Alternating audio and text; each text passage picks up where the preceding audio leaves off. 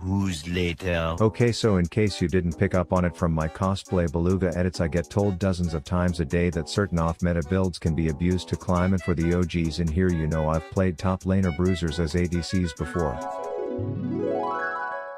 Then my screen starts turning slightly red and I know just what's about to happen. My palms are sweaty, knees weak, arms are heavy, these boomerangs are hitting hard and steady, Jarv is deady. Ashe is nervous, but on the surface she is dead already. But I'm not into the whole pretend everything is super OP, play a custom game against 5 people with stubs for hands and pop off for content, so I told this innovative igloo dweller that he will support for me so that if it fails he is stuck with the consequences as well. First lobby, top snipes the arcane character, leaving me with 6 minutes to fill with awkward childish small talk.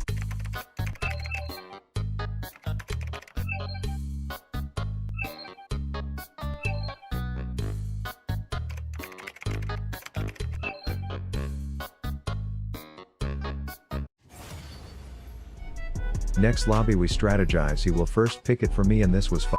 Eventually. Jesus, okay, finally got it. Takes an eternity to get into a game that will ultimately just piss me off, but we are here. Little Jayce loading in next to big Jayce, and it doesn't take me very long to notice that Ashe range greater than sign Jayce range, which is maybe why he's not an ADC Mr. Windbro support main, but thankfully their ADC is straight out of the tutorial and doesn't know what to do with her hands after flashing, so a heal to bait her and make her squeal as Lulu nabs the steal, which wasn't exactly ideal.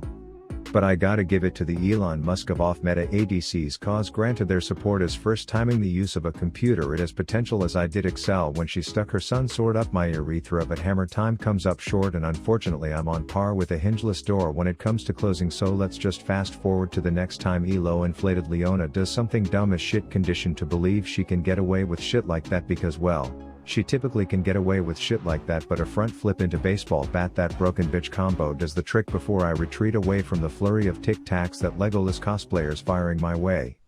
Turns out Rav's 2 wards has become kind of like a famous attraction that people travel far to see themselves, as you see an entire caravan straight from the Misfits Anonymous meeting coming in to take my arcane crystals away and ban me from the university, but I'm nimble and flashy like a gymnast on Bourbon Street during Mardi Gras, so only the short stack of pixie piss dies, but he's a windshitter so he's used to that. Then I sent a text to my grave saying Ashe was the one who was a Karen to riot about him smoking on the rift, and well, needless to say that was enough for him to drop what he was doing and tear her a new ash hole. That's a pun because her name is Ashe and he literally took a rather reckless ride down her mahogany slide. This allows us to take tower and things are going well until Viego demonstrates firsthand why there is a curve on any test he's ever taken, as I verbally express my concern that this sly shitter just got possessed by a demon in real time, cause fill a dead skull with monkey piss and it still wouldn't do something that brainless. And not to let that idiot inflated with ineptitude foreshadow how this game ends up going, but I would also like to point out that our Jax was one of those kids whose parents constantly had to apologize for him for doing shit like licking everything and pissing on the carpet, which is why when we played Smear the Spear and won, it was worth such a large bounty. So at this point I look behind me at the unranked support main in his car seat and ask for that quality live coaching, only to be left hanging like a wet dick wondering what I should do when Senpai is silent, so I just opt to visit Sin, he who makes Jax say ow, as I wait patiently so that I won't whiff my combo, before waiting for the helicopter routine to sit that dashing douche down so that I can hit an acrobatic assassination while wondering how he was already worth such a big shutdown again. But if you are reading through the lines in this one, you can see that the cucks constantly want to quit, Charlie Murphy over here is as talkative as he is terrible, so we are getting jammed like a cooked squashed grape as Viego once again walks in a straight line toward his death like it's the line to collect his handicap sticker for having the IQ of a waterboarded chipmunk as I claim the third straight giant ass shutdown on Malcolm X. We chase as Leona's flash harshly surfaces the reality that I'm losing a game against someone who regularly dies to beginner bots, and then I take one look at the fleeing archer and say, hey, you are an ADC now, act like it, and sure enough she falls in line with the behavior of her people.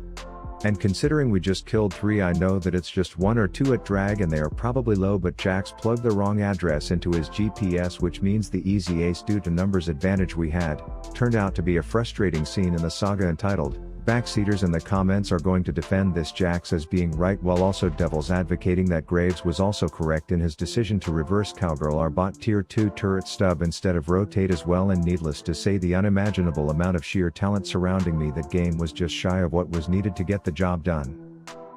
And to answer the post-game interview question posed by my coach, my thoughts are that I found Jayce bot surprisingly fun, but playing Jayce and building like an auto-based ADC is like pulling my jizz sprinkler out and spreading butter on toast with it. Just doesn't make sense 90% of the time, so I immediately queued up for a second round, but this time opting to build him correctly.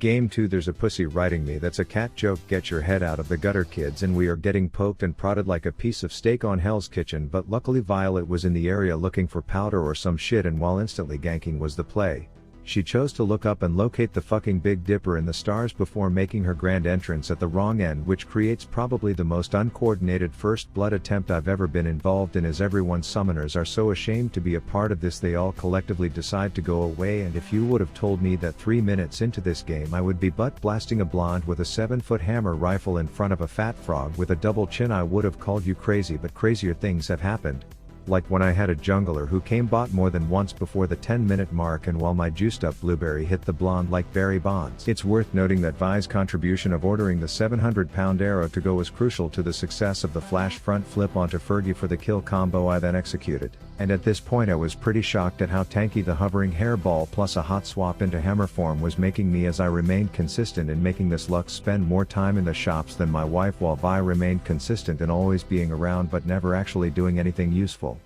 Now call me crazy, but the next play when I saw her in danger and trouble and I'm like Kim P there on the double thinking we could sniff this ash then make like a fart and blow this shithole, but while my kill window turned into an overextended scene that I would normally cut out, she chose to take her talents to South Beach to see if she could shove both steel hands up her own cocoa cave, because she surely wasn't using her Rift Herald. And how do I know?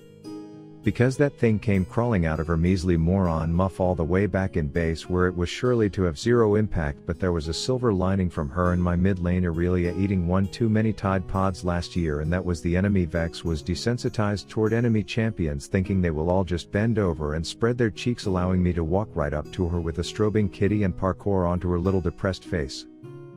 Then small life hack called the process of elimination. When you see that Elsa Archer mid, you can be pretty certain that she is an also bot, which means that even though Arcane painted the picture that you had the hots for Caitlyn and some Romeo Juliet-esque bullshit, you still make a point to show that you're into blondes too, but right after killing her you realize that you may just be a tad overextended.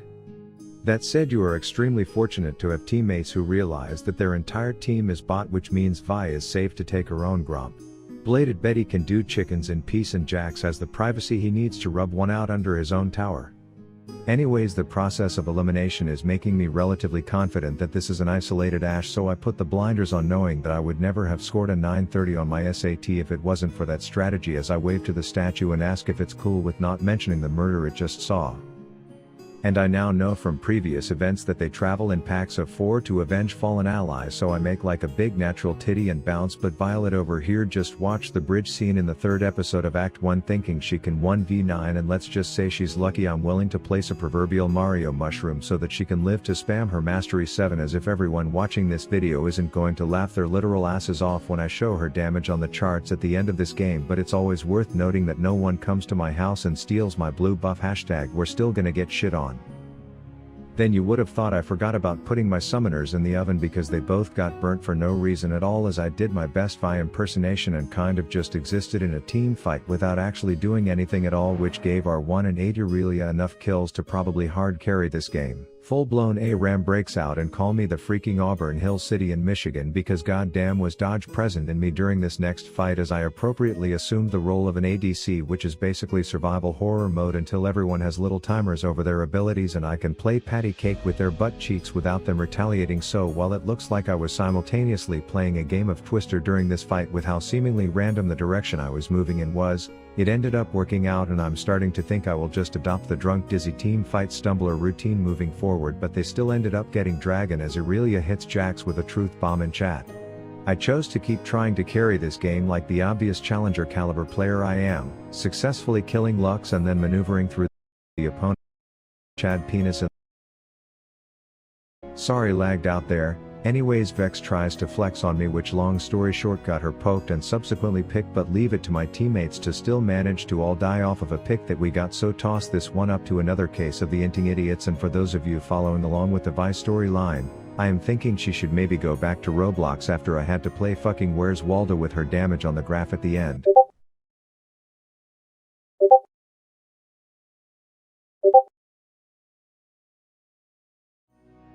If you made it to the end, I appreciate your support and would love if you considered subscribing for more content like this.